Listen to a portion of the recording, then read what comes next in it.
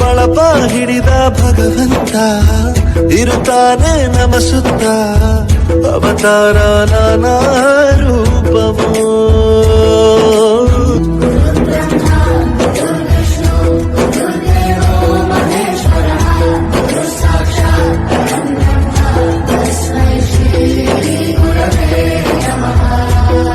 ಗುರವೇ ನಮಃ. ಕಲಾಭಿಮಾನಿ ದೇವರುಗಳಿಗೆ ನಿಮ್ಮ ಮನೆ ಮಗಳು ಶಾಂತಾಳ ಕೋಟಿ ಕೋಟಿ ಶರಣು ಶರಣಾರ್ಥಿಗಳನ್ನು ಮಾಡುತ್ತಾ ನನ್ನ ಆರಾಧ್ಯ ದೇವತೆಯಾದ ಗುಡ್ಡಾಪುರದ ತ್ರಿಕಾಲ ಪೂಜಿತಳಾದ ವರದಾನೇಶ್ವರಿ ಸೋಮನಾಥರ ಪಾದಕ್ಕೆ ಅನಂತ ಕೋಟಿ ಶರಣು ಶರಣಾರ್ಥಿಯನ್ನು ಮಾಡುತ್ತಾ ಇವತ್ತೊಬ್ಬರ ಶಿಕ್ಷಕರ ವಿಷಯ ಕುರಿತು ನಿಮ್ಮ ಜೊತೆ ಚರ್ಚೆ ಮಾಡ್ಕೋಬೇಕು, ಮಾತಾಡಬೇಕು. ಅವ್ರ ಅನುಭವ, ಅವರು ನಡೆದು ಬಂದಂಥ ದಾರಿ ಬಗ್ಗೆ ಆಗಲಿ, ಇವತ್ತು ಅವರ ಜೀವನದ ಬಗ್ಗೆ ಆಗಲಿ, ಅವ್ರು ಯಾರು ಏನು ಅನ್ನೋದು ಮುಂದೆ ನಾ ಹೇಳ್ತಾ ಹೋದಾಗ ನಿಮಗೆ ಗೊತ್ತಾಗ್ತದ ಅಂತ ಹೇಳ್ತಾ ಅವ್ರ ವಿಷಯ ನಿಮ್ಮ ಜೊತೆ ಇವತ್ತು ಹಂಚ್ಕೋಬೇಕಂತ ಮಾತಾಡಕತ್ತೀನಿ ರೀ. ನನ್ನ ತೊದಲ ಮಾತಿನಲ್ಲಿ ಏನೇ ತಪ್ಪು ಒಪ್ಪು ಇದ್ರೆ ಸರ್ವವೂ ನಿಮ್ಮ ಪಾದಕ್ಕೆ ಸಮರ್ಪಣೆ ಮಾಡುತ್ತಾ ಮಾತಿಗೆ ಸ್ಟಾರ್ಟ್ ಮಾಡ್ತೀನಿ ರೀ. ಅವ್ರು ಯಾರಪ್ಪ ಶಿಕ್ಷಕರವತ್ತಂದ್ರೆ ಅವರ ಹುಟ್ಟೂರು ಪಡಸಾವಲಿಗೆ ಎತ್ತು ಬರ್ತದೆ ರೀ.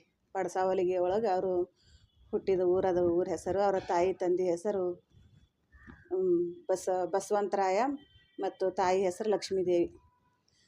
ಅವರ ಸರ್ ಶಿಕ್ಷಕರ ಹೆಸರು ಅಪ್ಪ ಸಾಹೇಬ ತೀರ್ತೆ ರೀ. ಅವರ ಧರ್ಮಪತ್ನಿ ಹೆಸರು ಸರಸ್ವತಿ ಅಮ್ಮ ತೀರ್ತೆ. ನೋಡ್ರಿ, ಹೆಸರಲ್ಲೇ ಸರಸ್ವತಿ. ಅವ್ರು ಎಂಥಾರೇ ಇದ್ದಿರ್ಬೇಕು ರೀ. ಇಬ್ಬರು ದಂಪತಿಗಳನ್ನು ಶಿಕ್ಷಕರೇ ರೀ.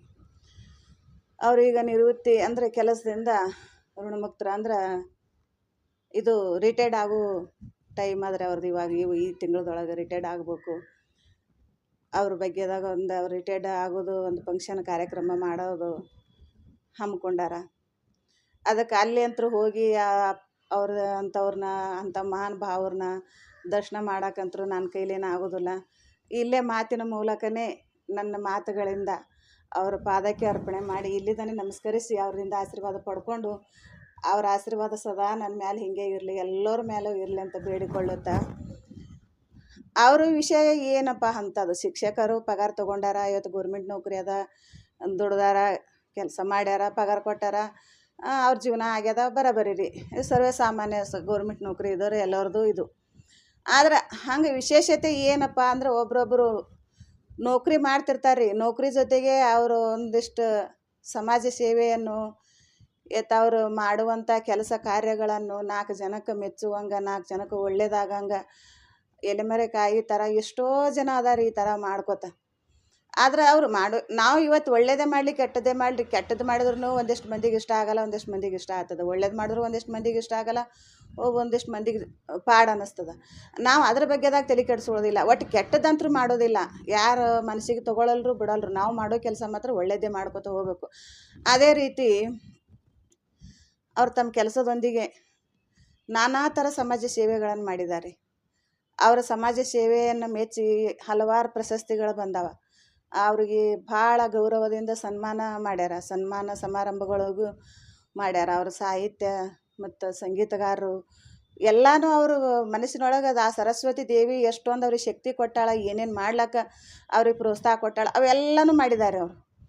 ಅದ್ರ ಜೊತೆಗೆ ಅವ್ರ ಬಾಲ್ಯದಲ್ಲಿ ಅದು ನಿಮಗೆ ಹೆಂಗೆ ಗೊತ್ತಂದ್ರೆ ನನಗೆ ಅವ್ರ ಬಗ್ಗೆದಾಗ ಚರ್ಚೆ ಮಾಡಿದಾಗ ಗೊತ್ತಾಗಿದ್ರಿ. ಅವ್ರ ಬಾಲ್ಯದಾಗ ಇದ್ದಾಗ ರೀ, ಈಗ ಯಾರು ಅಪ್ಪ ಸಾಹೇಬ ತೀರ್ಥ ಅಂತ ಶಿಕ್ಷಕರು ಅದಾರಲ್ಲ, ಅವರು ಸಣ್ಣವರಿದ್ದಾಗ ಶಾಲೆಗೆ ಹೋಗೋ ಟೈಮ್ದೊಳಗೆ ಆವಾಗಲೇ ಅವ್ರದ್ದು ಬೆಳೆ ಸೆರೆ ಮೊಳಕೆ ಇಲ್ಲ ಅಂತ ಅವ್ರ ಬಾಲ್ಯದಲ್ಲೇ ಅವರು ಒಳ್ಳೆ ಮನಸ್ಸು, ಒಳ್ಳೆ ಅಭಿಪ್ರಾಯ, ಒಳ್ಳೆಯದನ್ನೇ ಮಾಡ್ತಾ ಬಂದಾರತ್ತೆ. ಇವತ್ತಿನ ಮಿತಿಗೆ ಈ ಸಮಾಜದಲ್ಲಿ ಉನ್ನತ ಮಟ್ಟಕ್ಕೆ ಹೋಗಿ ನಿಂತಾರೆ. ಸುಮ್ಮನೆ ಎಲ್ಲರಿಗೆ ಅಂಥ ಸ್ಥಾನಗಳು ಬರೋಕ್ಕೆ ಸಾಧ್ಯ ಇಲ್ಲತ್ತೀವಿ ರೀ. ಅದಕ್ಕೆ ಅವರು ಶಿಕ್ಷಕರು ಅವ್ರಿಗೆ ಕಲಿಸ್ಲಾಕ ಬಂದ ಶಿಕ್ಷಕರು ಕಷ್ಟಪಡೋದನ್ನು ಅವ್ರ ಸಣ್ಣ ವಯಸ್ಸಾಗ ಅವರು ಕಷ್ಟಪಡೋದು ನೋಡೋದಾಗ್ತಿದ್ದಿಲ್ಲತ್ರಿ ಇವ್ರ ಕೈಲಿ. ಏನಾದರೂ ಸಹಾಯ ಮಾಡಬೇಕು. ಅವಾಗೆಲ್ಲ ನಡಗಲ್ಲೇ ಹೋಗ್ಬೇಕು ರೀ. ಹಳ್ಳಿಗಾಡುಗಳಿಗೆ ಬರ್ಬೇಕಪ್ಪ ಅಂದ್ರೆ ಅವೆಲ್ಲ ಕ್ರಾಸ್ಗಳಿಗೆ ಇಳಿದು ಈ ಕಡೆ ನಡ್ಕೊಂಡು ಬಂದು ಹಳ್ಳಿಗಾಡ್ದ ಶಾಲೆ ಕಲಿಸಿ ಮತ್ತು ಹಳ್ಳಿ ಹೋಗಿ ಕ್ರಾಸಿಗೆ ಹೋಗಿ ಆ ಕಡೆ ಬಸ್ ಏರಿ ಹೋಗ್ಬೇಕು ರೀ. ಅವಾಗೆಲ್ಲ ಇಷ್ಟು ಗಾಡಿ ಸೌಲಭ್ಯಗಳು ಇದ್ದಿದ್ದಿಲ್ಲ ರೀ. ಆವಾಗ ಅವ್ರು ತಂದಂಥ ಬ್ಯಾಗ, ತಂದಂಥ ಟ್ರಂಕ್ ತಲೆ ಮೇಲೆ ಹೊತ್ಕೊಂಡು ಅವ್ರಿಗೆ ಹೋಗಿ ಕ್ರಾಸಿಗೆ ಹೋಗಿ ಬಸ್ಸಿಗೆ ಕುಂದ್ರಿಸಿ ಬರ್ತಿದ್ರತ್ರಿ. ಅವರು ಸರ್ಗಳಿಗೆ ನೀರು ತಂದು ಕೊಡೋದು, ಅಷ್ಟೊಂದು ಅಂದ್ರೆ ಗುರುವಿನ ಸೇವೆ ಮಾಡ್ತೀನಿ ಅನ್ನುವಂಥ ಮನೋಭಾವ ಅವಾಗಲೂ ಹಿಡ್ಕೊಂಡೆ ಅವ್ರ ಮನಸ್ಸಿನೊಳಗೆ ಬೇರು ಉಳಿದು ಬಿಟ್ಟದ್ರಿ. ಅವಾಗೇ ಅವ್ರ ಸರ್ಗಳು ಆಶೀರ್ವಾದ ಮಾಡ್ತಿದ್ರಂತ, ನೀ ಮುಂದೊಂದು ದೊಡ್ಡ ಉನ್ನತ ಮಟ್ಟಕ್ಕೆ ಹೋಗ್ತೀಯಪ್ಪ, ನೀ ದೊಡ್ಡ ವ್ಯಕ್ತಿ ಆತಿದಿ, ನಮ್ಮ ಥರನೇ ನೀ ಶಾಲಿ ಕಲಿಸೋಂಥ ಶಿಕ್ಷಕ ಆತಿದಿ ಅಂದ್ರೆ ಒಂದು ಗುರುವಿನ ಸ್ಥಾನಕ್ಕೆ ನೀ ಇರ್ತಿ ಅಂತ ಅವ್ರ ಗುರು ಅವ್ರಿಗೆ ಆಶೀರ್ವಾದ ಮಾಡಿದ್ದಕ್ಕೆ ಇವತ್ತಿನ ಮಿತಿಗೆ ಅವ್ರು ಇಷ್ಟೊಂದು ಎತ್ತರಕ್ಕೆ ಬೆಳಿಲಕ್ಕ ಕಾರಣ ರೀ. ಅದಕ್ಕೆ ಹಿರಿಯರ ಆಶೀರ್ವಾದ, ಒಂದು ಗುರುವಿನ ಆಶೀರ್ವಾದಾಗ ಭಾಳ ಶಕ್ತಿ ಇರ್ತದೆ ರೀ. ಅದು ಸುಮ್ಮನೆ ಎಲ್ಲರಿಗೆ ಅಂತ ಆಶೀರ್ವಾದ ಸಿಗೋದಿಲ್ಲ. ನಾವು ಮಾಡುವಂಥ ಒಳ್ಳೆ ಕೆಲಸ ಮೆಚ್ಚುಗೆ ಮಾಡಿ ಅವರೇನು ಹೃದಯ ತುಂಬಿ ನಮಗೆ ಆಶೀರ್ವಾದ ಮಾಡ್ತಾರಲ್ಲ, ಅದು ಯಾವತ್ತಾದರೂ ಒಂದಿನ ನಮಗೆ ತಟ್ಟಲಿಕ್ಕೆ ಬೇಕು. ಹಂಗೆ ಆಶೀರ್ವಾದ ಅವ್ರ ಮನಸ್ಪೂರ್ವಕವಾಗಿ ಆಶೀರ್ವಾದ ಮಾಡುವಂಥ ಕೆಲಸ ನಾವು ಮಾಡ್ಬೇಕ್ರಿ. ಆಶೀರ್ವಾದ ಮಾಡ್ತಾರಂತ ಕೆಲಸ ಮಾಡೋದಲ್ಲ, ಅವರೇ ಮೆಚ್ಚಿ ಮಾಡ್ಬೇಕು ನಮಗೆ ಆಶೀರ್ವಾದ. ಹಂಗೆ ಇವ್ರ ಅಪ್ಪ ಸಾಹೇಬ ತೀರ್ಥ ಶಿಕ್ಷಕರು ಅಷ್ಟು ಮೃದು ಸ್ವಭಾವದವರು, ಯಾವಾಗಲೂ ಸಣ್ಣ ವಯಸ್ಸು ಹಿಡ್ಕೊಂಡೆ ಅಷ್ಟೊಂದು ಪ್ರತಿಯೊಂದು ಜೀವಿನೂ ತುಂಬ ಪ್ರೀತಿಯಿಂದ ನೋಡ್ಕೊಳ್ಳೋರು. ಎಲ್ಲನೂ ಅವರು ಭಾಳ ಅಂದ್ರೆ ಭಾಳ ಮನಸ್ಸಂದ್ರೆ ಅಷ್ಟು ವಿಶಾಲವಾಗಿ ಇಟ್ಕೊಂಡು ಜೀವನ ಮಾಡಿದವರು. ಮುಂದೆ ವಯಸ್ಸಿಗೆ ಬಂದು ಮದುವೆ ಮಾಡ್ಕೋಬೇಕಪ್ಪ ಅಂತಂದ್ರೆ ಅವರ ಧರ್ಮ ಪತ್ನಿ ಆದವರು ಇವ್ರು ಎಷ್ಟು ಶಿಕ್ಷಕರು, ಎಷ್ಟು ನಿರಾಳ ಭಾವ, ಇವ್ರು 10 ಪಟ್ಟು ಅವರು ಅಂಥವರೇ ಬಂದಾರೆ. ಅವರು ಶಿಕ್ಷಕರು ಇಬ್ಬರು ದಂಪತಿಗಳು ಕೂಡಿ ಒಂದು ಗುರುವಿನ ಸ್ಥಾನದೊಳಗೆ ನಿಂತು ಇನ್ನೂ ಒಂದು ಅವ್ರ ಜೀವನದೊಳಗೆ ಏನಪ್ಪ ಅಂದ್ರೆ ಒಂದು ವಿಷಯ ಕೇಳಿದ್ರೆ ಕಣ್ಣಂಚಲಿ ನೀರು ಬರ್ತಾವ್ರಿ. ಅಂಥ ಪುಣ್ಯ ಜೀವಿಗಳಿಗೆ ದೇವ್ರು ಒಂದು ಕೊರತೆ ಇಟ್ಟಿದ್ನಂತ್ರಿ. ಅದಕ್ಕೆ ದೇವ್ರ ಎಲ್ಲನೂ ಶ್ರೀ ಸಂಪತ್ತ ಕೊಟ್ರೆ ನನ್ನ ನೆನೆಸಂಗಿಲ್ಲ ಅಂದ್ರೆ ಅವರು ಒಳ್ಳೆಯವರ ತನಿಸ್ಕೋಬೇಕಪ್ಪ ಅಂತಂದ್ರೆ ಕಷ್ಟಗಳ ಕೊಟ್ಟು ಕೊಟ್ಟು ಕೊಟ್ಟು ಕೊಟ್ಟು ಒಂದು ಉನ್ನತ ಮಟ್ಟಕ್ಕೆ ತಂದು ಒಳ್ಳೆಯವ್ರು ನೆನೆಸ್ಲಕ್ಕೆ ನಿಂದಿರ್ತಾನೆ ರೀ ದೇವ್ರ. ಹಂಗೆ ಇವ್ರಿಗಿನ್ನೂ ಎಲ್ಲ ರೀತಿಲೇ ಗೋರ್ಮೆಂಟ್ ನೌಕರಿ, ಇಬ್ಬರು ಶಿಕ್ಷಕರು, ಉಣ್ಣಾಕ ತಿನ್ನಾಕ ಇವತ್ತು ಎಲ್ಲನೂ ಇರ್ತದೆ ರೀ ಮನ್ಯಾಗ. ಗೋರ್ಮೆಂಟ್ ನೌಕರಿ ಅಂದ್ರೆ ಅಲ್ರಿ, ಈಗ ಕೂಲಿ ಮಾಡೋರೇ ಚಂದ ಇರೋ ಹೊತ್ನಾಗ. ಆದ್ರೆ ಅವ್ರಿಗೆ ಏನು ಕೊರತೆ ಇತ್ತಪ್ಪ ಅಂತಂದ್ರೆ ಅವ್ರಿಗೆ ಮಕ್ಳು ಇದ್ದಿದ್ದಿಲ್ಲ ರೀ. ಮಕ್ಳು ಇಲ್ಲೇ ರೀ, ನಾನು ಇಲ್ಲ, ಈಗ ವಯಸ್ಸೇ ಆಗಿಬಿಡುತ್ತೆ ರೀ. ಅವ್ರಿಗೆ ಮಕ್ಕಳಾಗಿಲ್ಲ ರೀ. ಮಕ್ಕಳಾಗಿಲ್ಲ ಅಂಥೇಳಿ ನಾನಾ ಥರ ವಿಚಾರ ಮಾಡ್ತೀವಿ ರೀ. ಗಂಡು ಮಕ್ಳು ವಿಚಾರ ಮಾಡ್ತಾರೆ. ಯಾಕತ್ ಕೇಳು, ಮುಂದದು ಏನೋ ವಂಶ ಬೆಳಿಬೇಕತ್ತ, ಮುಂದೆ ಮನೆತನಕ್ಕೆ ವಾರಸ್ದಾರ ಬೇಕು. ಹಂಗೆ ಇವರು ಮದುವೆ ಆಗ್ಲಿಕ್ಕೆ ಅಂತಂದ್ರೆ, ಮಕ್ಳು ಆಗ್ಲಿಕ್ಕಂದ್ರೆ ಮುಂದೆ ಹ್ಯಾಂಗಪ್ಪ ಜೀವನ ಅನ್ನುವಂಥದ್ದು ಸಾಕಷ್ಟು ತಿಳುವಳಿಕೆ ಇಲ್ದವ್ರು ಬಲ್ಲಿ ರಗಡಾದ್ರೆ ಅದು ಸರಿಯೋ ತಪ್ಪು. ಒಂದು ಹೆಣ್ಣು ಬಿಟ್ಟು ಇನ್ನೊಂದು ಹೆಣ್ಣಿನ ಮದುವೆ ಮಾಡಿಕೊಂಡು ಜೀವನ ಮಾಡಿ ಮಕ್ಕಳು ಹಡಿತಾರ, ಮುಂದೆ ಒಳ್ಳೆಯದು. ಅದು ಸರಿ ಏಟೋ ತಪ್ಪು ಏಟೋ ನನಗೂ ಗೊತ್ತಿಲ್ಲ ರೀ. ಆದ್ರೆ ಅವ್ರು ಎಂಥ ತ್ಯಾಗ ಜೀವಿ ಇದ್ರೆ ವಿಚಾರ ಮಾಡಿರಿ. ಅಂದ್ರೆ ಮದುವೆ ಮಾಡಿಕೊಂಡೆ ಕೈ ಹಿಡ್ದು ಹೆಣ್ತಿನ ಬಿಟ್ಟು ಇನ್ನೊಂದು ಹೆಣ್ಣಿನ ತಂದು ಮದುವೆ ಮಾಡಿಕೊಂಡು ಜೀವನ ಮಾಡ್ತೀರಿ, ಮಕ್ಕಳು ಹಡಿತೀರಿ ಇಲ್ಲತ್ತಲ್ಲ. ಆ ಜೀವ ಎಷ್ಟು ಮರಗ್ತದತ್ತ ಅದನ್ನ ಯಾವತ್ತಾದ್ರೂ ವಿಚಾರ ಮಾಡಿರೇನು? ಹಂಗೆ ವಿಚಾರ ಮಾಡ್ಕೊಂಡವ್ರು ಯಾರೂ ಅಷ್ಟೊಂದು ತಿಳುವಳಿಕೆ ಕೈ ಹಿಡಿದು ಬಂದು ಹೆಣ್ತಿ ಒಂದು ವೇಳೆ ಮಕ್ಕಳು ಆಲಿಕರೆ ಏನಾಯಿತು, ಈ ಜನ್ಮದೊಳಗೆ ನಮಗೆ ಮಕ್ಕಳೇ ಕೊಟ್ಟಿಲ್ಲ ಭಗವಂತ ಅಂತ ತಿಳ್ಕೊಂಡು, ನಾನು ನಿನಗೆ ನೀ ನನಗತ್ತ ತಿಳ್ಕೊಂಡು ಎಷ್ಟೋ ಮಂದಿ ಜೀವಿಗಳು ಬದುಕಿದವ್ರು ಅವ್ರ ಬದುಕಿದವ್ರು ಅನ್ನೋದು ಆದರ್ಶನೇ ಆಗ್ಯಾರ ಹೊರತಾಗಿರಿ ಅವ್ರಿಗೆ ಯಾವತ್ತೂ ಕೆಟ್ಟದಾಗೇ ಇಲ್ಲ. ಬಿಟ್ಟು ಬೇರೆದಕ್ಕಿಗೆ ಮದುವೆ ಮಾಡ್ಕೊಂಡು ಮಕ್ಕಳ ಮರಗಳು ಹಾಡ್ಕೊಂಡು ನೀವು ಜೀವನ ಮಾಡ್ತೀರಿ. ಆಕೆಗೆ ಕೈ ಬಿಡಂಗಿಲ್ಲ ಬಿಡ್ರಿ. ಮದುವೆ ಹೆಂಡ್ತಿದಾಳ, ಮೊದಲನೇ ಸ್ಥಾನ ಅದ ಮನೆಗೆ, ಆಕಿನೇ ದೊಡ್ಡಾಕಿ ಅಂತೇಳಿ ತಿಳ್ಕೊಂಡು ಬಟ್ಟೆ ತಂದು ಕೊಡ್ತೀರಿ, ಅನ್ನ ಕೊಡ್ತೀರಿ, ದುಡಿಸ್ಕೋತೀರಿ, ಅದೇ ಪ್ರಶ್ನೆ ಬೇರೆ. ಆದ್ರೆ ನಂದನಂಥ ವಸ್ತುವೇ ಇನ್ನೊಬ್ರ ಪಾಲಾಗ್ಯದತ್ತ ಆಕಿನ ಜೀವ ದಿನೇ ದಿನೇ ಮರುಗೋದೇ ಅಲ್ರಿ. ಆ ಮರಗ ನಿಮಗೆ ತಟ್ಟದೆ ಹೋಗ್ತದ, ಅದು ಇವತ್ತಿಲ್ಲ ನಾಳೆ ಬಂದೇ ಬರ್ತದೆ. ಅಂಥ ಶಾಪಕ್ಕೆ ನಾವು ಗುರಿ ಆಗೋದೇ ಬೇಡ ಅಂತೇಳಿ ಇವ್ರ ಅಪ್ಪ ಸಾಹೇಬ ತೀರ್ಥಯ್ಯವ್ರು ಏನು ಮಾಡೋದಾರತ್ರಿ, ಸರಸ್ವತಿ ಅಮ್ಮರಿಗೆ ಮಕ್ಕಳು ಆಗಲ್ಲ, ಬೇಡ ಬಿಟ್ಟಾಕಿ ಬಿಡಮ್ಮ ಅಂದ್ರತ್ರಿ. ಬೇಡ, ಮಕ್ಕಳಾಗಲ್ಲ, ನಮ್ಮ ಹಣೆ ಬರೋದಾಗಿಲ್ಲ. ಒಂದು ವೇಳೆ ಮಕ್ಕಳಾಗಿದ್ರೆ ನಾವು ಭಾಳಾದ್ರೆ 1 ಹಡ್ದೇವೆ 2 ಹಡ್ದೇವೆ, 2ಕ್ಕೆ ತಾಯಿ ತಂದೆ ಅನಿಸ್ಕೊತಿದ್ದೆಲ್ಲ 2 ಮಕ್ಕಳಿಗೆ.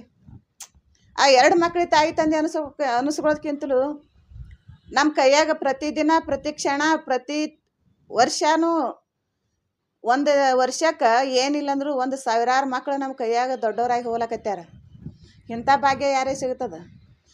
ಆ ಶಿಕ್ಷಣ ಕಲೀಲಕ್ಕೆ ಬಂದ ಮಕ್ಕಳೇ ನಮ್ಮ ಮಕ್ಕಳು.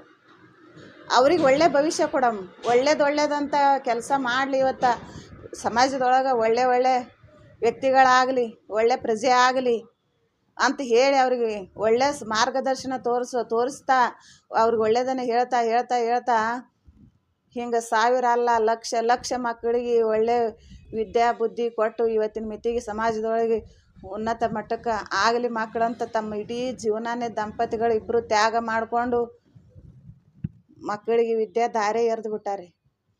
ಶಾಲೆ ಕಲೀಲಾಕ ಬಂದು ಮಕ್ಕಳೇ ನಮ್ಮ ಮಕ್ಕಳಂತ ತಿಳ್ಕೊಂಡು ಆ ಬಂದು ಮಕ್ಕಳ ಮುಖದಲ್ಲೇ ಅವ್ರ ಮಕ್ಕಳ ಪ್ರೀತಿ ಕಂಡಾರ. ಎಂಥ ತ್ಯಾಗ ಜೀವಿ ರೀ, ಎಂಥ ತ್ಯಾಗ ಜೀವಿ ಇಂಥವ್ರು. ಅವ್ರು ಯಾವತ್ತಿಗೂ ನನಗೆ ಮಕ್ಕಳು ಆಗಿಲ್ಲಲ್ಲ, ನಮಗೆ ಮಕ್ಕಳು ಇಲ್ಲಲ್ಲ ಅನ್ನುವಂಥ ಅದು ಯಾವತ್ತು ಅವರು ಮನಸ್ಸಿನೊಳಗೆ ಇಟ್ಕೊಳ್ಳೇ ಇಲ್ಲತ್ರಿ.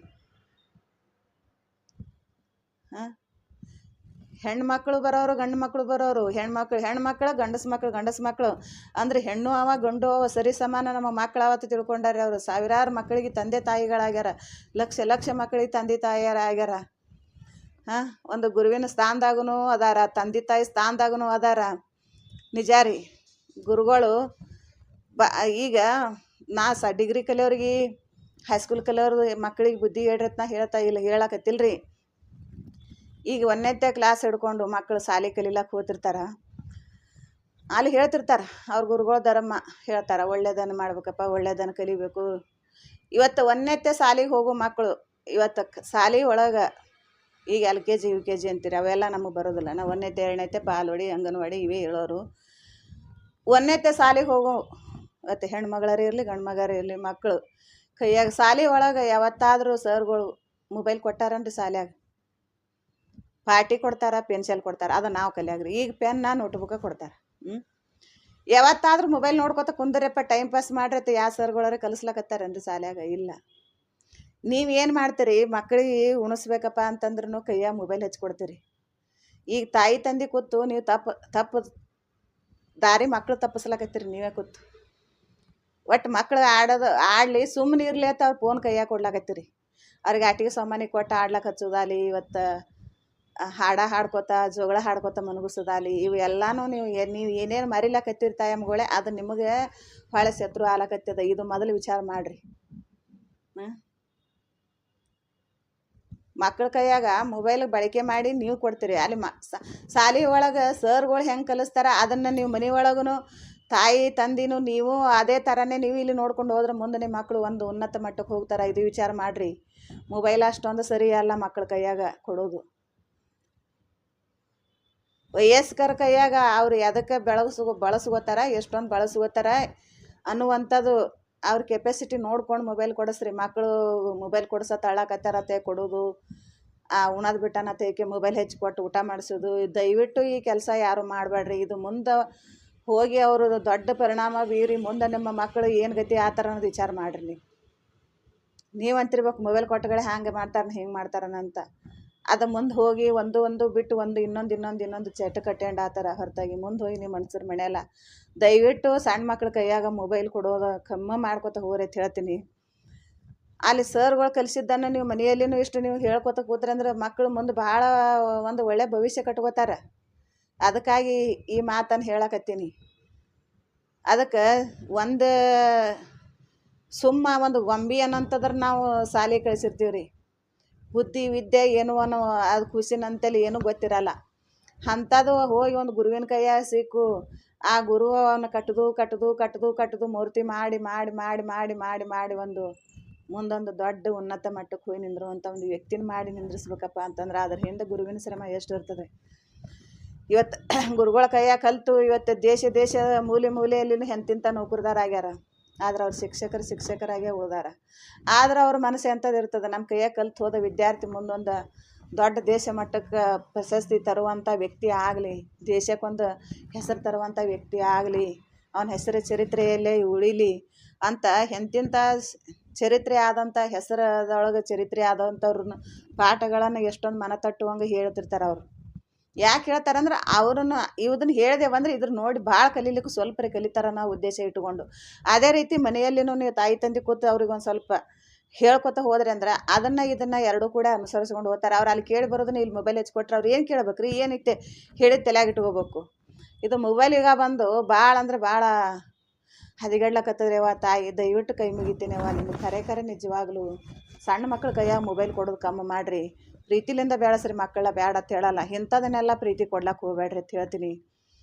ಹಿಂಗೆ ಇಂಥದೊಂದು ಕೆಲಸದೊಳಗೆ ಇಂಥದ್ದೊಂದು ನೌಕರಿ ಮಾಡಿಕೊಂಡು ಅವರು ಇವತ್ತಿನ ಮಿತಿಗೆ ಇಡೀ ಜೀವನನೇ 60 ವರ್ಷನೇ ಕಳೆದು ಬಿಟ್ರಿ. ಅವರು ಯಾವತ್ತೂ ಮಕ್ಕಳಿಲ್ಲ ಅಂದಿಲ್ಲ. ಮನ್ಯಾಗ ಅವ್ರ ತಾಯಿ ತಂದಿನ ಅಂಥ ಸಂಸ್ಕಾರವಂತರಿ ಅಂದಲೇ ಅಂಥವ್ರ ಹೊಟ್ಟೆಗೆ ಇಂಥವ್ರು ಹುಟ್ಟಿದಾರೆ. 3 ಮಂದಿ ಅಣ್ಣ ತಮ್ಮರಿ ಇವರು. 3 ಮಂದಿಯಾಗ ನಡೀನವ್ರಿ ಇವರು. ಅಪ್ಪ ಸಾಹೇಬ ತೀರ್ಥ ಅನ್ನಂಥ ಶಿಕ್ಷಕರು ಭಾಳ ಉನ್ನತ ಮಟ್ಟಕ್ಕೆ ಬೆಳೆದು ನಿಂತವ್ರು ಅದಾರ. ಅದಕ್ಕೆ ಅವ್ರ ಕೈಯಾಗ ಕಲ್ತು ಮಕ್ಕಳು ಭಾಳ ಒಳ್ಳೆ ಜಾಗದಾಗ ಒಳ್ಳೆ ಕೆಲಸದೊಳಗೆ ಅದಾರ ಅಂತ ಕೇಳೀನಿ ರೀ. ಅವ್ರ ಬಗ್ಗೆ ಸಾಕಷ್ಟು ಕೇಳಿದ್ದೆ.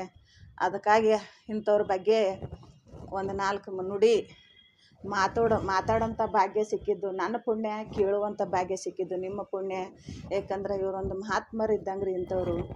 ಅದಕ್ಕೆ ಅಂಥದ್ದೊಂದು ಅಪ್ಪ ಸಾಹೇಬ ತೀರ್ಥ ಮತ್ತು ಸರಸ್ವತಿ ಅಮ್ಮ ತೀರ್ಥ ಅನ್ನೋರು ಹೆಸರನ್ನೇ ನನ್ನ ನಾಲಿಗೆ ಮೇಲೆ ಬಂದದಪ್ಪ ಅಂತಂದ್ರೆ ಅದಕ್ಕೆ ನಾ ಖರೆ ನಿಜವಾಗ್ಲೂ ನನಗೆ ಭಾಳ ಹೆಮ್ಮೆಯಿಂದ ಹೇಳಕತ್ತೀನಿ ರೀ ನಾನು. ಅದಕ್ಕೆ ದಯವಿಟ್ಟು ಯಾರಾದರೂ ನಾನು ಇದುವೇ ನೋಡ್ಲಕತ್ತೀರ ಸಬ್ಸ್ಕ್ರೈಬ್ ಮಾಡ್ಕೋರಿ, ಮತ್ತು ಕಮೆಂಟ್ ಮೂಲಕ ಏನಾದರೂ ತಿಳಿಸ್ರಿ, ಮತ್ತು ಶೇರ್ ಮಾಡ್ಕೋರಿ ವಿಡಿಯೋಗಳನ್ನ. ದಯವಿಟ್ಟು ನನ್ನನ್ನು ಬೆಳೆಸ್ರಿ ಅಂತ ಹೇಳ್ತಾ ಮತ್ತು ಮುಂದಿನ ವಿಡಿಯೋದಾಗ ಸಿಗ್ತೀನಿ ರೀ.